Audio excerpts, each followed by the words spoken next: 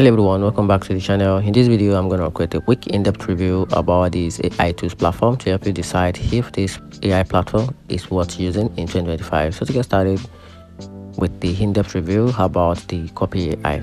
So Copy AI in 2025 is still one of the most popular AI writing tools, known for generating blogs ideas, hard copy, product description and email draft in seconds. Its interface is clean and beginner friendly with a template for almost every content type and a workflow system that help you plan and publish longer pieces.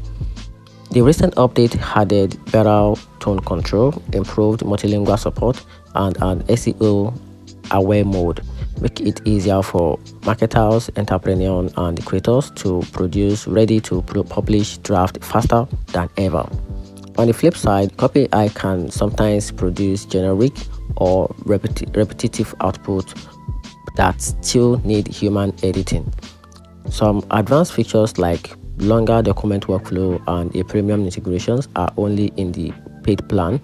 And here's a better conclusion. So if you want a fast, versatile AI assistant to spark ideas and speed up your content creation, Copy AI is absolutely worth using in 2025. Just remember, it works best as helper, not a replacement.